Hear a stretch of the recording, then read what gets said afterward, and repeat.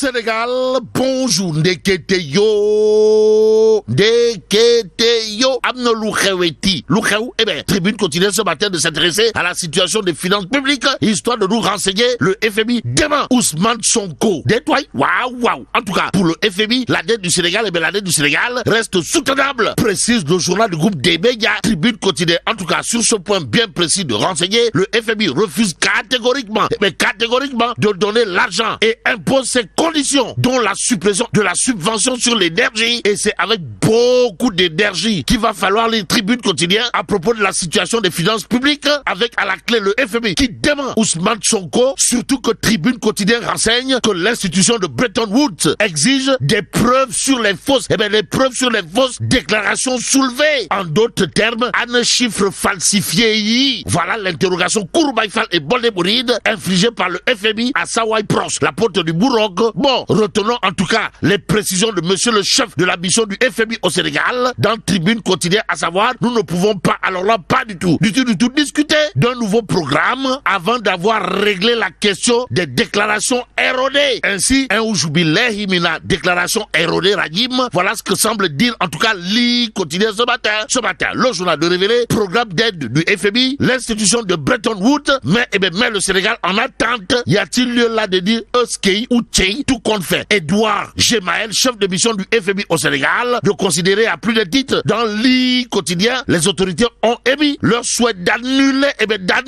le programme actuel et de négocier un nouveau programme.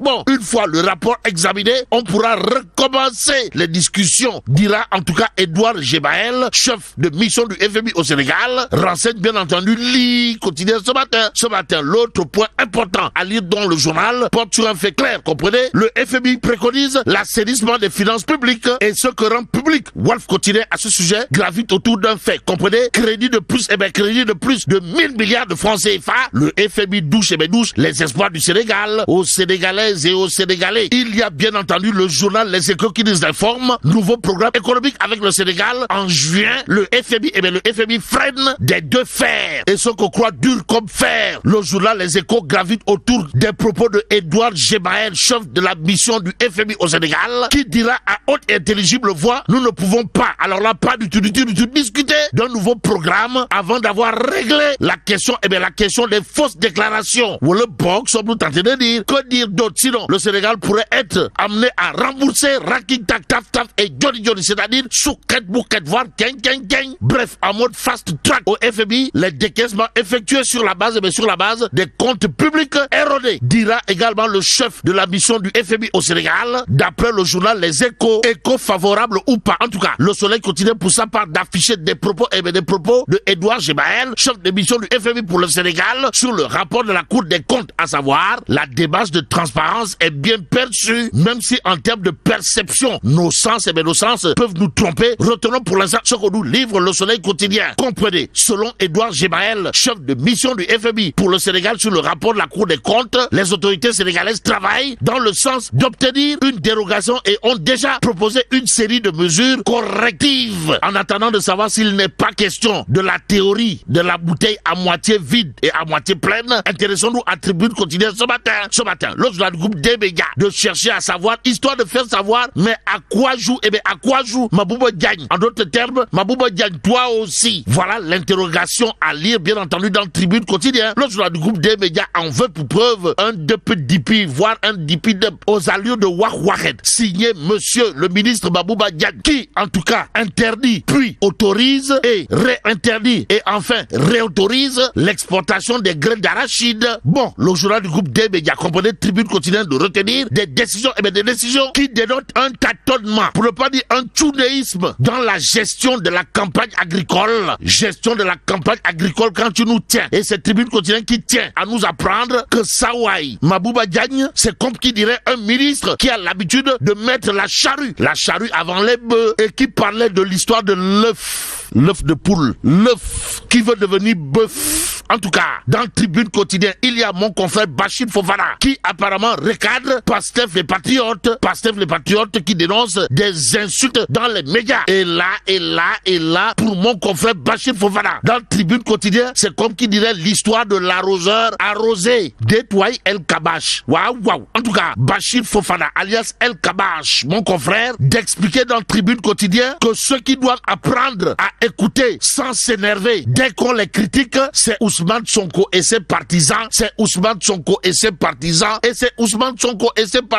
Tout compte fait, le CNRA et le CORED doivent protéger la liberté d'expression et non censurer les critiques contre le pouvoir, dira également Bachir Fofana, mon confrère, dans le Tribune quotidien. En tout cas, Sawai, à propos des insultes dans les médias, de nous renvoyer tout simplement et tout bonnement à la théorie de l'arroseur arrosé dans le Tribune quotidien. Que dire d'autre sinon? Que dire à ce sujet sinon? Wagour à Sawai, Bachir Fofana, journaliste chevronné de son état, qui se prononce sur l'actualité de l'heure dans le Tribune quotidien ce matin. Mais ce matin, il y a le Dakarois quotidien qui révèle à sa une appel au boycott de TFM, réunion d'urgence suivi du communiqué du bureau politique des patriotes et entre autres actes Badara Gadiaga. Mon ami, mon frère Badara Gadiaga fait trembler nettoie. Waouh. Bon, comment un chroniqueur accusé de n'avoir même pas le BFM peut-il ébranler le parti au pouvoir? Voilà l'interrogation Kouroubaï Fall et Mbondebouri du Dakarois quotidien au journal. De souligner, il est qualifié d'insulteur après avoir traité de tous les noms d'oiseaux ou encore qualifié de tous les péchés d'Israël le député Amadouba et son leader Ousmane Sonko. Alors, sous le choc, Pastef, les patriotes, fait lire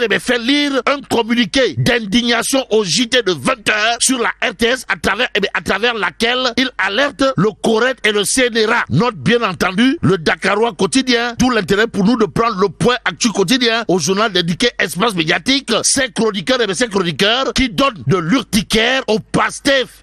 Waouh. De qui s'agit-il, de Abdounger, de Badara Gadiaga. Comprenez le teigneux Badara Gadiaga, de Bachakate, sans oublier l'excellent et le brillantissime Bachir Fofana, Abdou Diallo et Ardo Nying affichent clairement et nettement le point actu ce matin.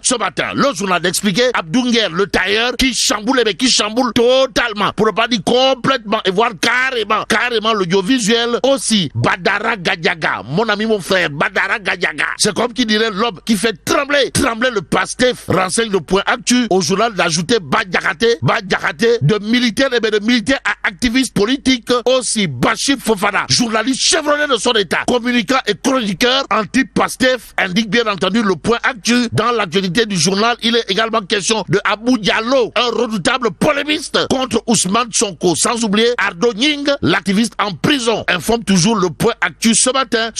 Il y a enquête quotidien qui, sur ce point, de révéler que Ndeketeyo, dans les relations Pastef, les patriotes, médias, c'est comme qui dirait une guerre ouverte.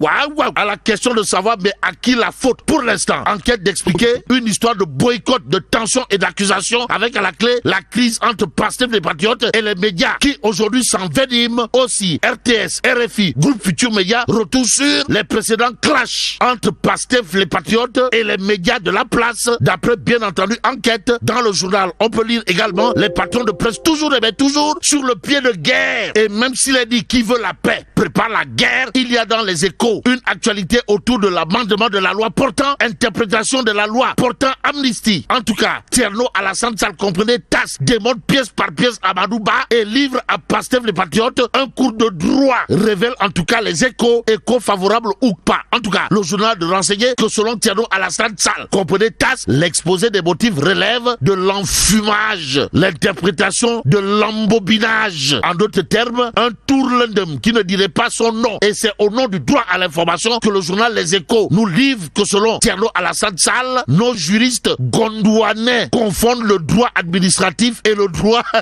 constitutionnel quant au sens du terme abrogation. Et là, mais là, t'es donc, bon, que Dieu préserve le Sénégal.